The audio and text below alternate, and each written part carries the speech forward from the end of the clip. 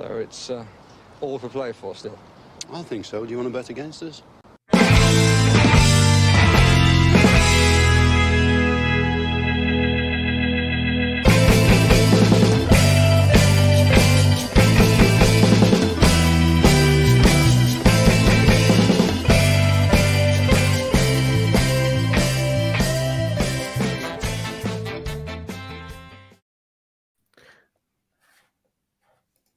Good evening, everybody, and welcome to For the Love of Paul McGrath podcast.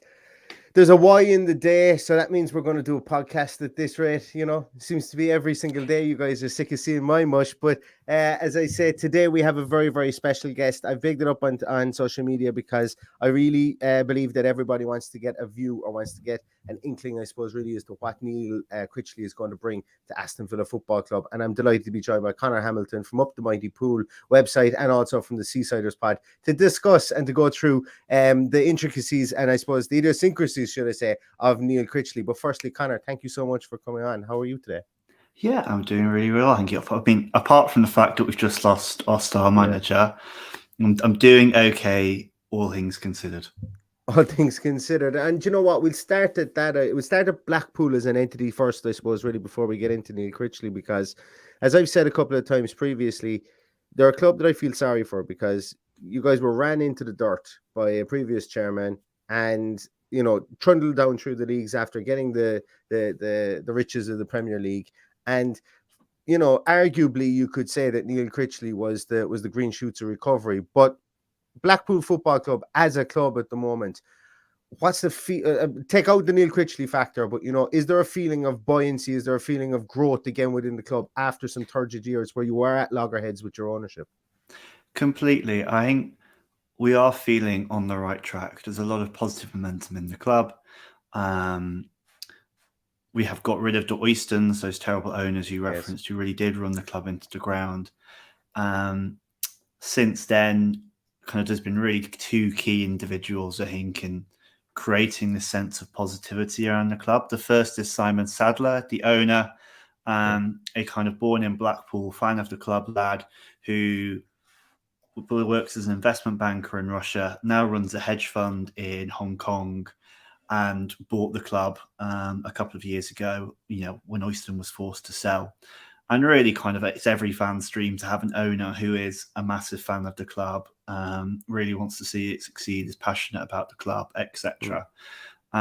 He's been vital in rejuvenating the kind of sense of community and unity in the club. And then secondly, I think the big positive factor has been Neil Critchley, you know, bit of a left field appointment when he was first appointed.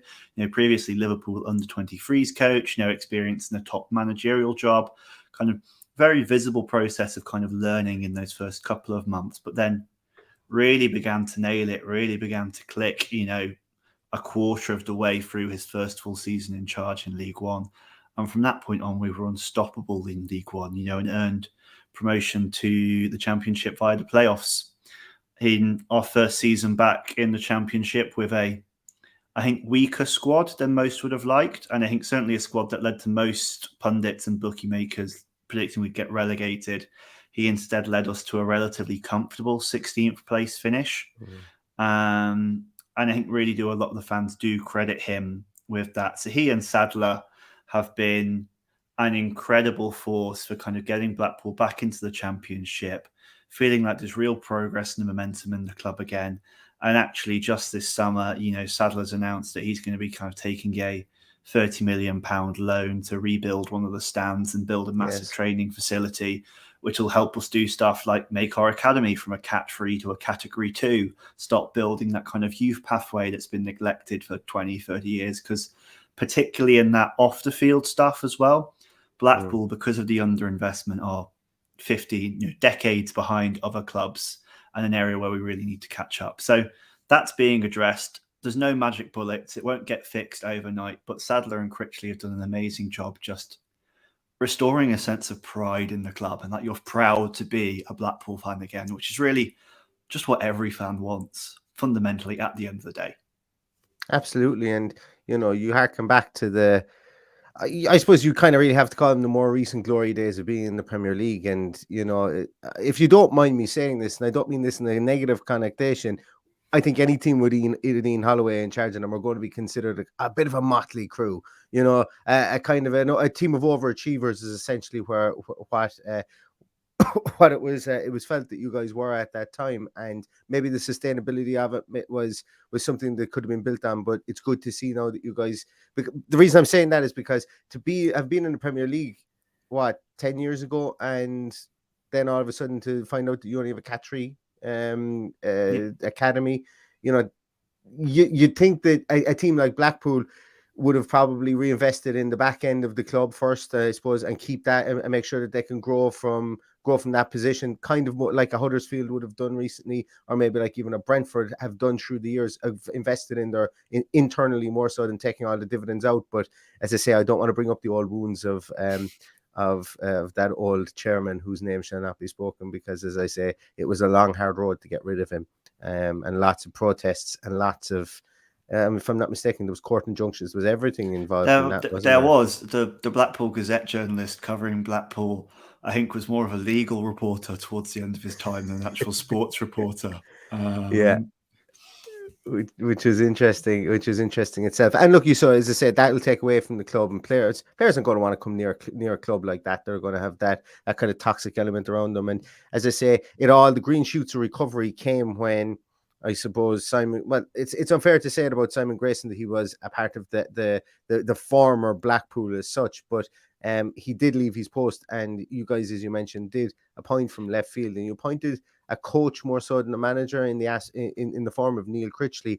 And as you mentioned, you guys were seen to have been relegation fodder again at the start of the season, but he kept you in the league, winning or in 16th place. And what I really like about that, and it's something we'll get onto in a moment, but just to bear it in mind, is you guys only had a -4 goal difference for even where you finished in the league. And I think that's interesting itself. And it shows that the goals were scored, but also there was a compact defence in the back in a league whereby you had somebody who was scoring goals for fun in Mitrovic, and the top teams were very top heavy this season, I think.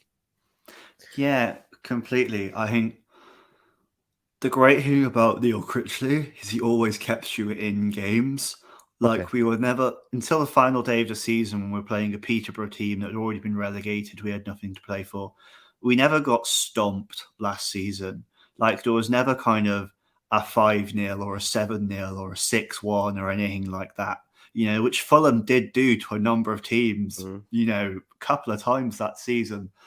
I think Neil Critchley is an excellent defensive coach. I think he has a relatively simple but effective structure that players pick up very quickly. It's a little bit further back, but that promotion season from League One, we had the best defensive record in League One, despite having the most injuries to our back line, forcing the most changes. Like, it cannot be understated, I think, how effective he is at drilling aside from the back, tidying up aside from the back, etc., giving you that platform to really spring from. I think most fans would have liked us to score more goals. That's the prerogative of all fans everywhere. But really, she just does an amazing job at doing the basics right and making you hard to beat as a team.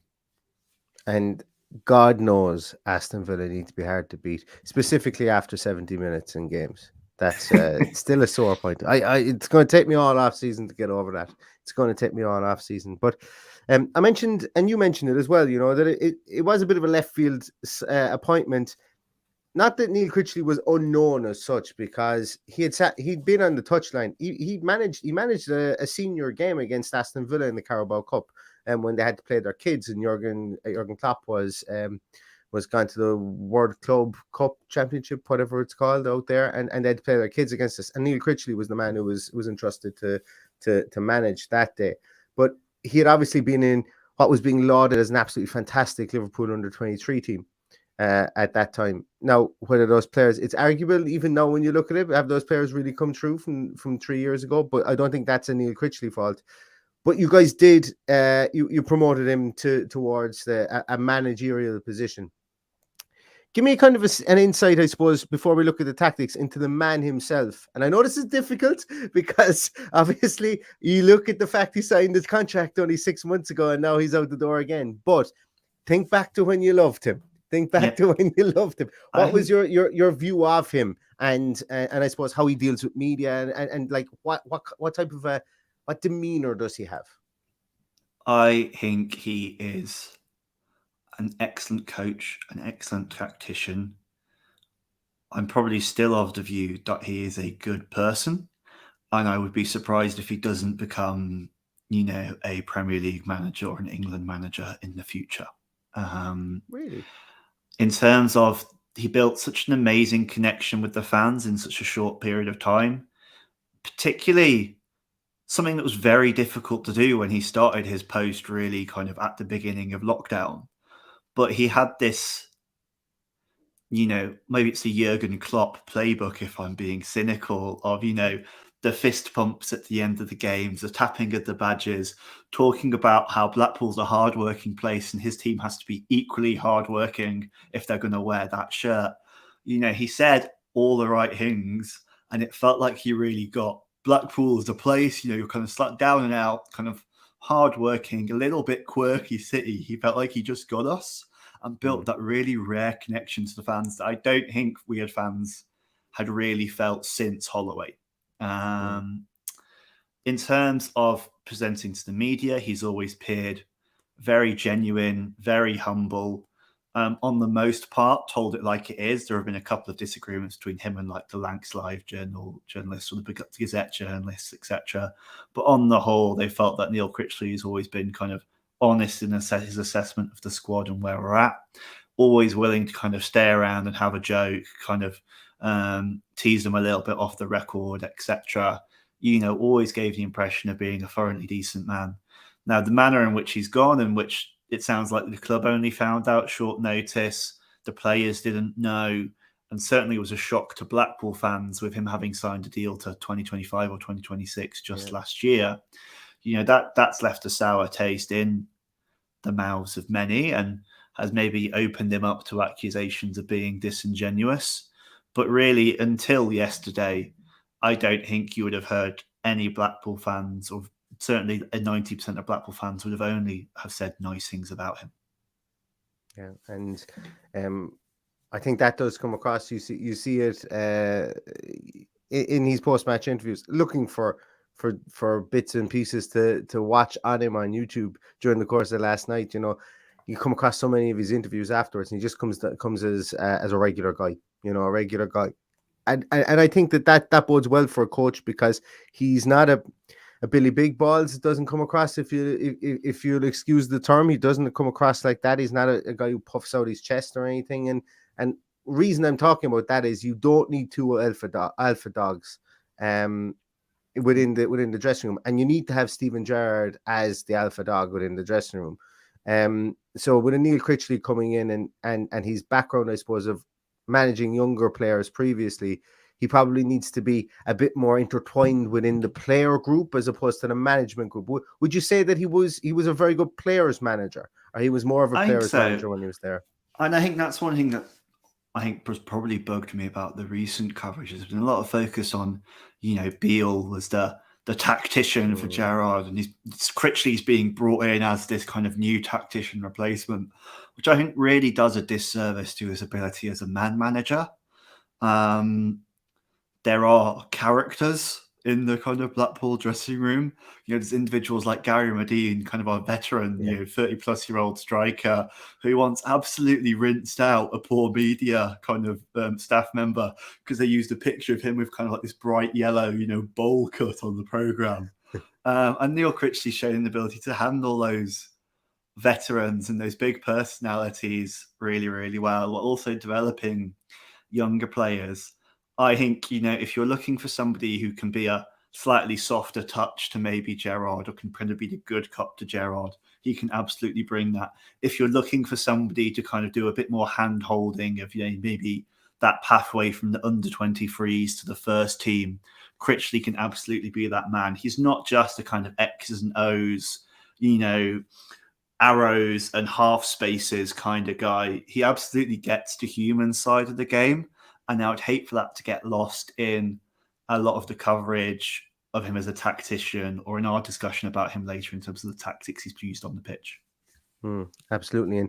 And as I say, I think when you're a backroom member of the squad, and there's a lot of debate as to, is he going to be an assistant manager or what is he? And I think the backroom for Aston Villa is it's a fluid type backroom system. Obviously, Gary McAllister is there probably to be that experienced head the players can look at, and that he can talk to players and say, listen, in my day, kind of a conversation. Gerrard, while he's only 42 or something like that, or 43, like, he's probably still too close to some of those players to say back in my day, because they would have watched him. But it's nice to have that kind of real experienced head. Then you had Mike Beale, who was he laid out training. He was the man with the cones. He was the man with the clipboard. He was the man who ran the drills. And I think Critchley is going to come in and be that guy too. But also Mike Beale, a lot of people said that he was like a second manager. He was somebody they could go to for a second opinion. He was somebody they could go to and they could talk to as if it was Steven Gerrard. Because obviously in the Premier League and in other leagues as well, I don't want to be disingenuous towards that, Steven Gerrard's going to be dragged left, right and centre doing media interviews. He's like, people come there to talk to him.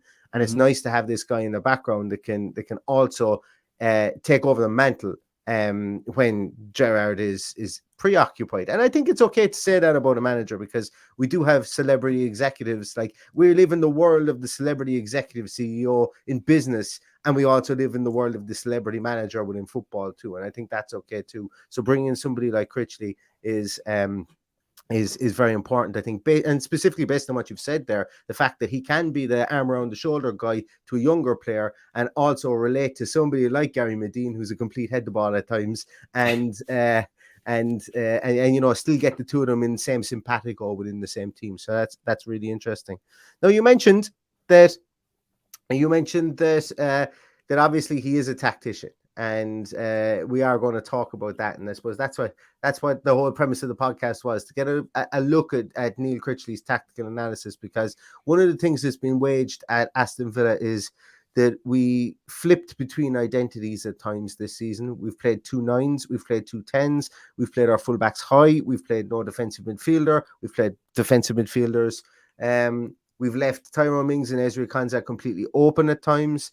At other times, we've pushed them right back onto our box. And I think it's difficult for any coaching team to come in mid-season and to grab the bull by the horns, specifically when you've only got 2.5 years of coaching.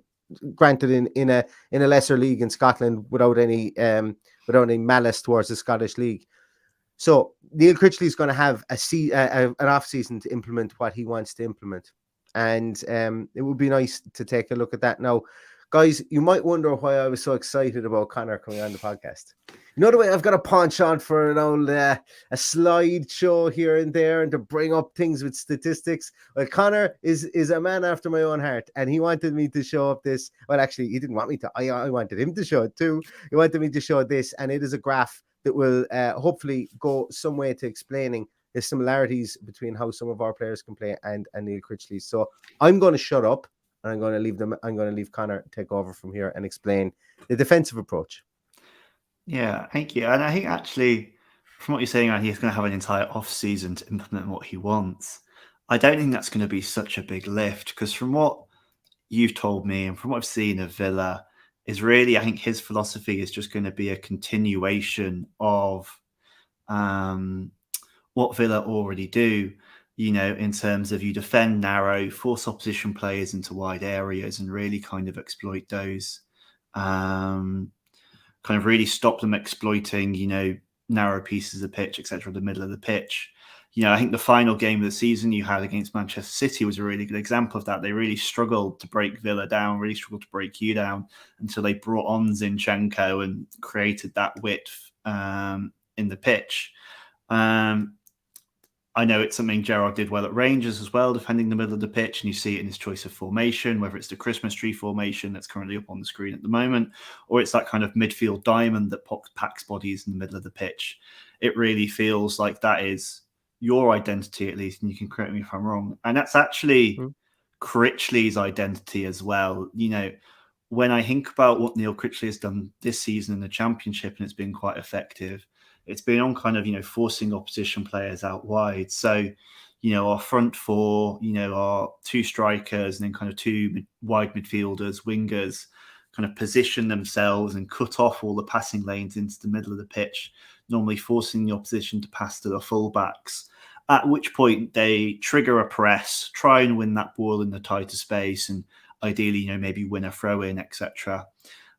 If that press fails, which does happen quite a lot when you're maybe dealing with less technical players at the bottom of the Championship playing really good sides.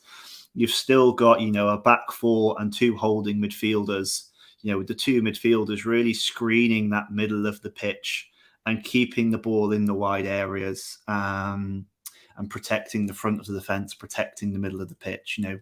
Blackpool, thinking about it, did this really, really well against Fulham and Swansea this season. Two dominant possession sides who are kind of just forced to just keep lumping crosses in again and again and again. Until actually Mitrovic got quite frustrated and tried to start a fight with our keeper. It isn't a sophisticated system. It's not like comes with a load of tactics there. It's a relatively simple pressing trigger at the front and, kind of a effective low block using two central defensive midfielders at the other end. But it works, and it's been very effective at kind of stopping opposition players from getting into dangerous areas and getting dangerous chances. So based on what I know about Gerrard and his approach in terms of really kind of defending narrow, I think this will be a real continuation and won't be, hopefully, a big shock to the Villa players in terms of how they defend, etc. Just before you leave the defensive approach there, I find that really interesting, and that's a really great insight, specifically with the two more shielding midfielders in there, because I could name one shielding midfielder that Aston Villa could play in there, and I'm all out of options for someone else to put in beside them, potentially a Douglas Luiz. But because they're going to be busy, and I would imagine that they're going to be pivots, and we're going to come on to it again, I suppose, when we talk about the attacking approach. But with regards to positional fluidity and I suppose tactical fluidity as well, Conor, am I right in saying that I watched the game that he played against Swansea, and I thought Swansea were a good example, but did he play a back three against Swansea, or did my eyes deceive me? Does he throw a wrinkle in every so often? He very much does. He's very much a tinkerer. I can count maybe on the number of, on one hand, the number of times, the Blackpool Gazette journalist has successfully predicted Neil Critchley's lineup. He'll always kind of rotate somebody out, etc. Rotate the game time, keep people fresh, etc. He will sometimes change formation, although I think that dampened down more recently. He kind of the 4-4-2 has become a much more solid choice.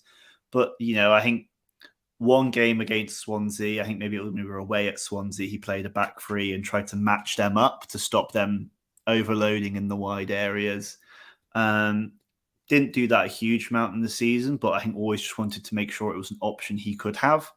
And I think more regularly, and I think we'll come on to this when we talk about the offensive phases of playing the build-up, he has shown a penchant for a kind of 4-2-3-1 and a slightly more kind of intricate, passing play formation than maybe the kind of 4-4-2 allows. So I think if you're expecting a assistant head coach who's going to play the same formation every week or encourage Gerrard to play the same formation every week and pick the same players, that's not going to be him, and you're still going to see those wrinkles. But I think fundamentally, when you get past, the formation numbers, which are just numbers on a piece of paper in the end, I think his approach is going to be very, very similar. And the principles he likes to play with are going to be very, very similar to how to what Villa already have. And I think once that's bedded down, the rest is just window dressing and, little bits of intrigue for the fans. This might be a segue in towards the attacking approach in a moment. And if it is, feel free to move forward onto the attacking side of things. But when you talk about a true defensive setup that he likes to play, does he? Actually, it won't be anything to do with the attacking side of things. I'll hold that question till later. So I'll go to a different question that I had because I've just got distracted in my mind. When he plays on the counter, so when Blackpool were being countered, would they very much a contained type defense? Like, would they retreat quickly back to their box, or would they press high? Would they try and win it? Would they take maybe a bit of gamble in around midfield? Would those two midfielders do that, or would they basically retreat and protect the D in front of the box? Because Villa have tried to do that in the Premier League, and I'm not sure whether this Villa team can do it. And I'm just wondering to see if there would be a change of implementation of that when Blackpool were being hit in the counter. What should Villa expect? So I don't think Blackpool were very good at dealing with counter-attacks last season. Okay. I think part of that is a function of how we build up play. I think it's quite similar to Villa. Now, we have a front five, and normally at least one of the fullbacks is quite high up the pitch, which obviously means you've got bodies short. That was going to be my question. Yeah, which means you've got bodies short in the midfield. I would say, and I'd need to kind of go look at film and stats to back this up, I think one of the midfielders will normally try and press up and kind of put pressure on somebody, force them to make a bad decision, while the other holding midfielder will retreat back and kind of give support to, in this example, it'd be Husband, our left back, Marvin Ekpiteta, our centre back, and Richard Keogh. Richard Keogh is not going to be fast enough to deal with the counter-attack most of the time. That's not why he is in our squad. Ekpiteta, I think, is an absolutely phenomenal defender, and I wouldn't be surprised if Critchley signs him. I think I would, because I think Villa can probably do better on your budget, but I think Ekpiteta is absolutely ready for the Premier League.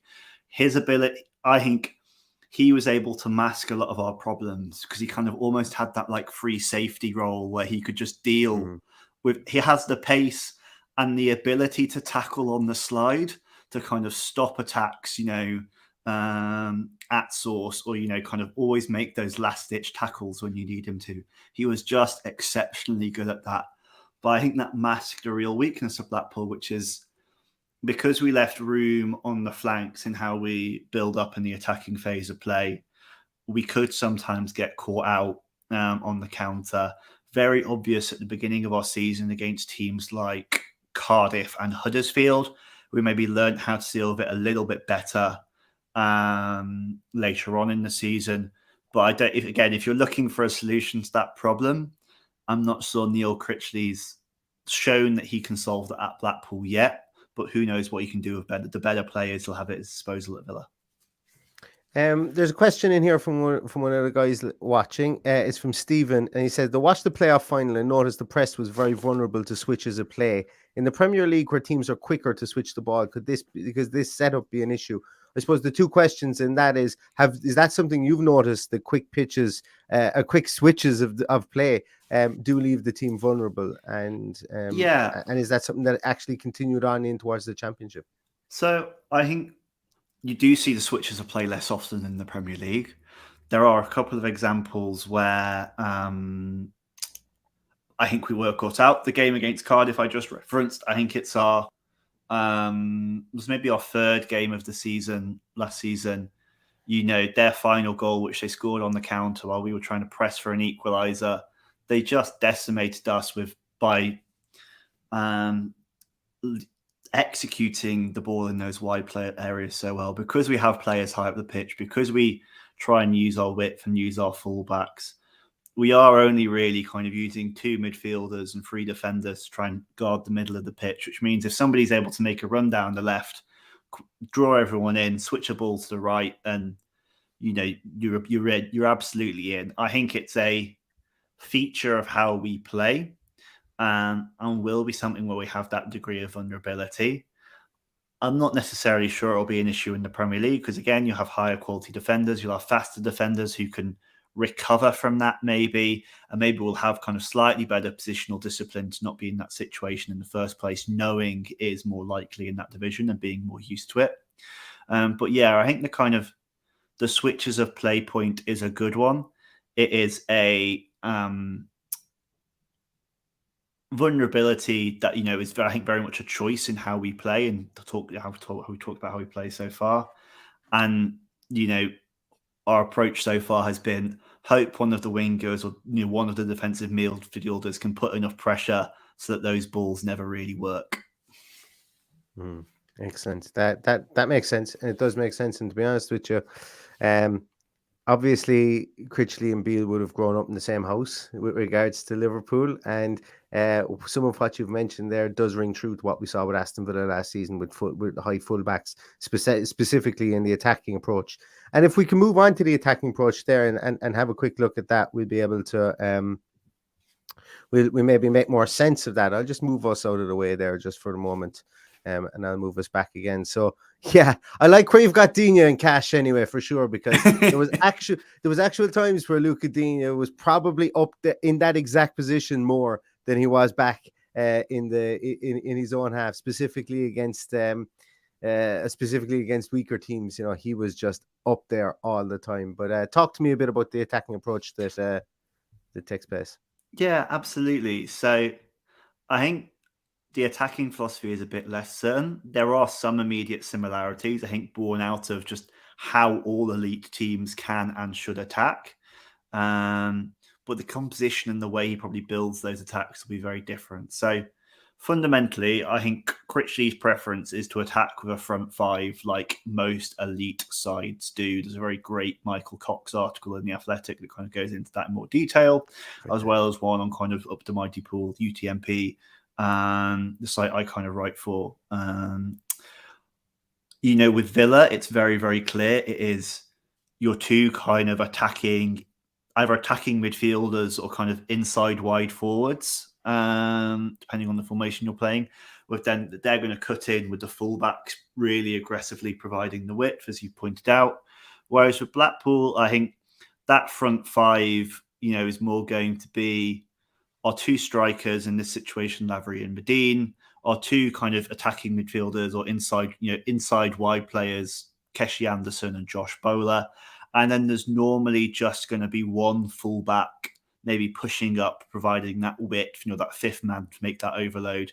And in this situation, it's probably our rampaging right back, Jordan Gabriel, while our left back, Jimmy Husband, tucks in a little bit, joins the midfield. Kind of provides that shield, much like, I think I've seen Villa do.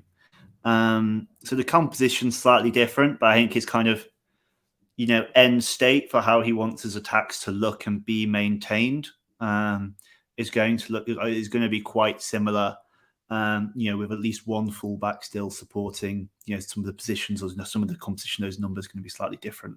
But again, similar to defense, the principles are going to be the same. I think the real question that I have when this was announced was, how is he going to do in the build-up? Because really, Blackpool began their attacks with Grimshaw slamming the ball up to Gary Medine, our big centre forward, who would most of the time win his aerial battle and kind of flick it on to Keshi Anderson or Josh Bowler on the wing. And then they would, push it into the box or around the box with kind of reinforcements arriving, etc. I can't imagine that is going to be how Steven Gerrard wants to play or how fans of Aston Villa are going to want them to play. And to be fair, we don't win many flick-ons. We don't have people who are great in the air up top, but at this moment, so hopefully that's not how he plays it. Yeah. So we'll see. But I don't. To his credit, I don't think that's Neil Critchley's first choice. He has kind of often flirted with a third 4-2-3-1. I think I alluded to that earlier. Where he wants to kind of have more intricate passing triangles, etc. But he's just never quite been able to get it to work and really implement it with this group of players. With the 4-4-2, hit it to the big man has always just seemed to be a bit more effective and got us good results. So maybe Critchley will do better with better players at his disposal. Maybe he'll finally be able to realise that part of his footballing vision, footballing dream. But he hasn't at Blackpool. And, I think I've seen a couple of Villa fans, question or comment around your build-up does sometimes look a bit, erratic, particularly in the middle of the pitch. Doesn't look very fluid. I've not seen much from Neil Critchley's time at Blackpool that suggests he's going to be able to solve that midfield problem, because he's been most effective when we completely bypass the midfield and hit it to the big man. And I wonder, and this is probably a question that we can't answer, but I wonder is that, and I don't mean this in a derogatory way once again, I wonder is that league specific? Is that playing to what he has? Like it would be silly to not lump the ball on top of an old head like Ari Medine. He's done it at the championship level for donkey's years, longer than he probably wanted to. And maybe it was just too glaring a weapon to have to play it through the middle. But it'll be interesting, as you say, to see how that does translate into the Premier League. Yeah, and I think part of it again is if you're playing a 4-4-2, because that's how we like to set up defensively, you are only really going to have that two in midfield when really a lot of sides in the Championship will maybe play a 4-2-3-1 or a 4-3-3 or a, you kind of free at the back system with, your wing backs up there as more bodies in the middle of the pitch. So really a very common feature of Blackpool games, I think, again, by virtue of our formation and how we chose to set up, was we would be overrun in midfield against, high quality Championship midfields. And again, we would shuffle them out wide and really limit the impact of that. Whether Villa, with, I think, greater options in midfield and that ability to play in a 4-3-3, or with kind of, two number 10s who can come and support and drop a little bit deeper if they need to. Whether that problem still remains, I don't know. I'd like to think that with all the resources and players you have at your disposal, that is a problem that could be solved. But, there was an element to which I think that issue was specific to the way we set up as a side, rather than, certainly a, Neil Critchley philosophy.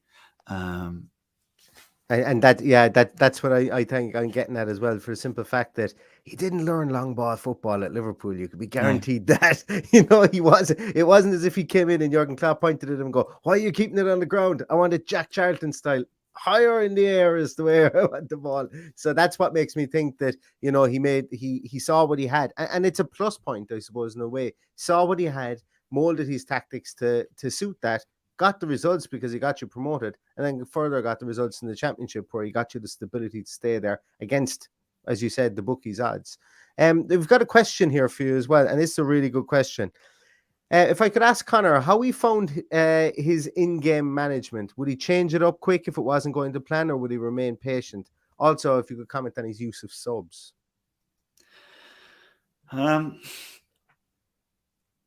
In-game management, I think, not the best. I think often he'd make a substitution, you'd be like, "Why did you do that, Neil?" etc. But a lot of the times we're fans making those questions after the game with the benefit of hindsight. Blackpool is obviously his first position in the top job. I think that you're always going to kind of have to learn that in your first job. I think we've seen something very similar with Arteta at Arsenal. Lots of questions around his in-game management. But I think Critchley has shown that he can learn from that and that he can try and... I think his in-game management has got better. His use of substitutions has got better so far.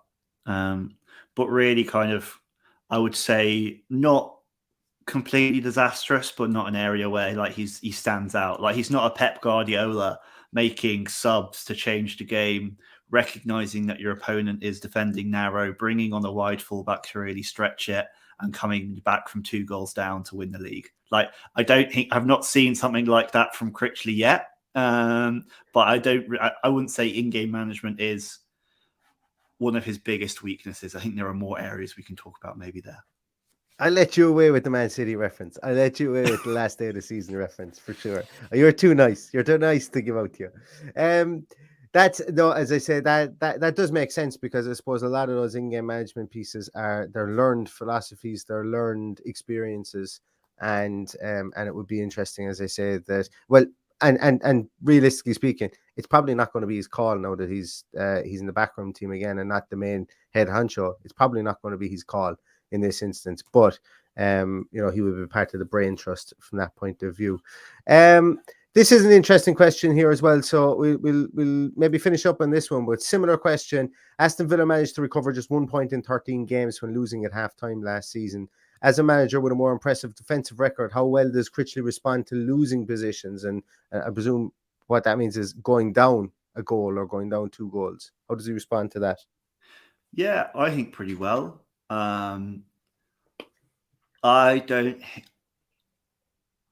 The amount of times that Blackpool downed tools having gone behind last season were very rare. I don't think we did that as a side. I don't think there was ever a point where we just completely gave up and, capitulated. Actually, I think Critchley's record coming from behind is quite impressive. I think we were 5th in the Championship last season for points won from a losing position. Excellent. That might be virtue of the fact that as a, bottom of the table side, we were in losing positions more times than most. But the kind of headline stat is positive at least. I think that is testament to Critchley's kind of tactical flexibility and his ability to train players to deal with situations in a number of ways. I think we've seen players get smarter, particularly some of the young players under Critchley. It's helped them deal with challenging positions in game or challenging situations in game. And I also think another part of that statistic about Blackpool coming back from losing positions isn't actually related to Critchley at all. Blackpool, having had terrible owners for years and long boycotts, to immediately going onto lockdown and not being able to see the team when it was doing well, we came back last season with a vengeance, and were, I think, consistently one of the loudest fan bases in the Championship. We didn't always bring numbers, but we always brought our voices.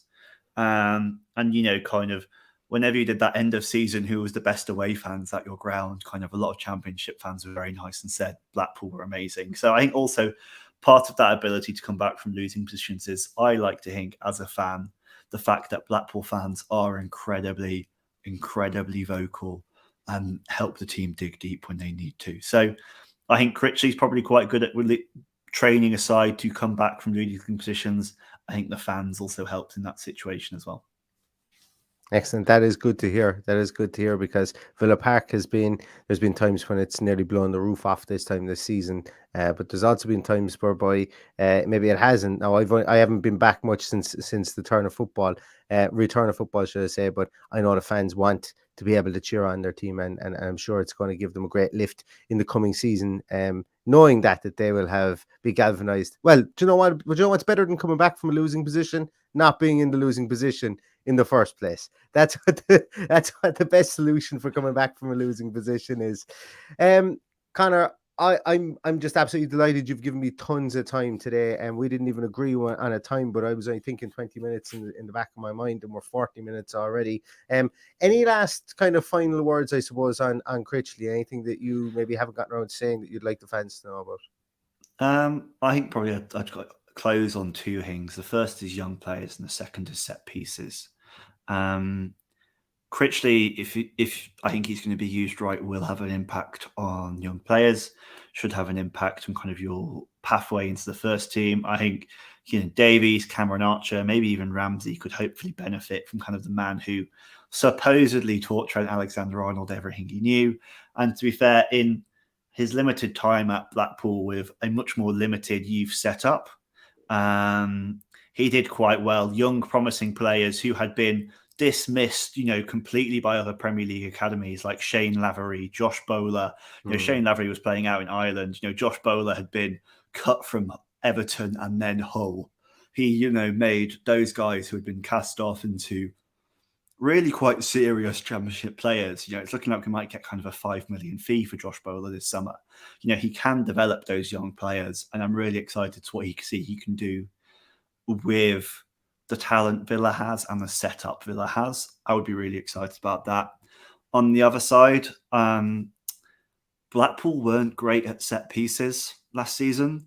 Kind of statistically, we seemed okay, but the eye test, we were always kind of conceding goals with headers, people just completely open with a free header from corners, or all our free kicks or corners wouldn't get past the first man. And it just struck me as very, very odd for a coach as meticulous and kind of believing in the system as Neil Critchley, that he wouldn't do better in probably one of the most easily coachable parts of the game.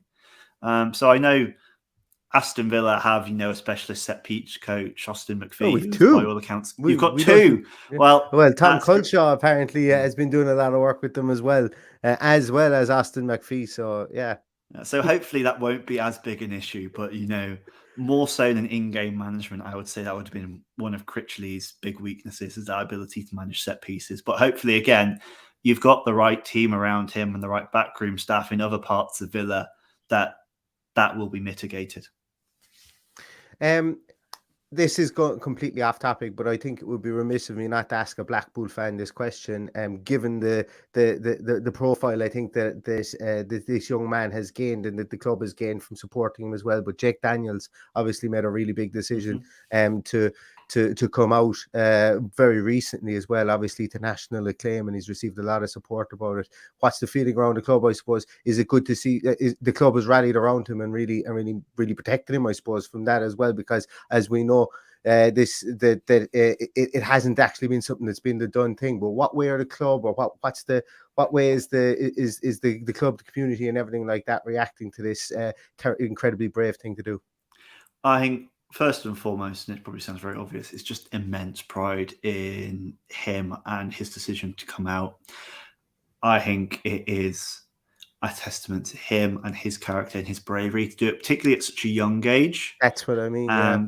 And I think it is also a testament to Kieran Donnelly, our academy manager, in terms of creating that atmosphere where people feel like they can come out. I think it's a testament to people not only at the club, but also Sky Sports News. They knew about this for a number of months, but nobody leaked it so that he could tell his story the way he wanted to, and the impact wasn't diluted. I think that's a testament to him, his family, the club, Sky Sports, 100%. I think there's also a real pride in that. Again, this feels another way in which the team is reflecting the community. You know, Blackpool's one of the largest kind of LGBT hotspots outside of maybe Brighton and London. So I think it's a particular source of pride that we would have. You know, we would be one of the clubs to kind of have, you know, Britain's first openly gay footballer, you know, active openly gay male footballer for quite a while. So yeah, really positive, really great news story for the club.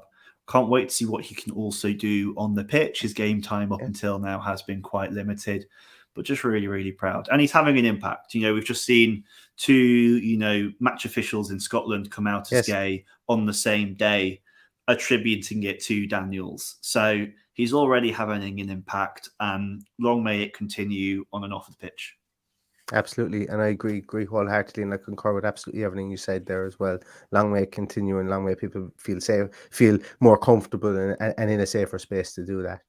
Conor, you're getting love in the comments, Conor. You're getting love in the comments for sure. I think everybody would want to see you back. You know, to chat about if anything else Blackpool related does come up. Maybe we'll draw you guys in the cup or something like that. I was about to say, like, I really hope we get you in the cup, and I really hope we smash you after this news. Like, it's nothing personal, but I absolutely want that now. I didn't think you had it in you, Conor. I didn't think you had it in you to go there. But no, I can completely empathize with that. But I really appreciate your time. It's been a brilliant conversation. I definitely know a whole lot more about Neil Critchley, and I'm sure the people listening to this do as well. Before you go, do you want to give your public where you do your writing and maybe any of the podcasts that you're on, a little plug before we go as well? Absolutely. So you can find some long form, kind of relatively infrequent written pieces at a place called UTMP. Just Google UTMP blog and we'll find it. There's kind of lots of stuff there, maybe on how Blackpool is evolving tactically, sometimes some broader stuff on the state of the championship, and lots of Blackpool merch. And then you can also find me pontificating kind of on a more weekly basis at the Seasiders podcast, along with a bunch of other co-hosts, which again, if you're in the hankering for anything kind of tangerine flavored, is probably the place to go. So check me out on all of those. You can always search me on @Gladall on Twitter as well. There's kind of lots of eclectic ramblings there as well. Excellent. That's brilliant. And I did see you in action last night on the Seasiders pod, and that's what prompted me to message you and ask you were you available to come on, because as I say, there was a varying degree of emotion on that podcast, and I felt that you were a real steadying ship through the whole lot, which is to be that's not me having to go at anybody else in the podcast. I really enjoyed it, and you know, it was good to see that, because God knows I've gone through 5 emotions on a podcast when certain players and managers have left the club before as well. So it's a hard and also if we'd lost our manager and we weren't emotional about it, you'd be worrying what you were getting. Exactly. There it is. That's it in a nutshell. Well, thank you so much, Conor, once again for popping on. Thank you so much to everybody who joined us for the ride today and to listen. I know, look, you guys should be out celebrating the long bank holiday, guys, that you have at the moment. So we're not going to keep you any longer. I will be back again tomorrow. I do have a pre-recorded conversation I had with an Irish journalist who does write for Total Football Analysis on Boubacar Kamara. That will be dropping tomorrow morning for some light entertainment over the course of the weekend. I would really love if you could give that a watch as well. But obviously, as I say, thank you so much once again, Conor. Thank you to everybody for listening. Stay safe. Just be good to each other, because I can't talk. I'm tongue-tied from talking for so long. Be good to each other. Enjoy yourselves. And all that's left to say is up the villa. And I can't find my outro now after all that.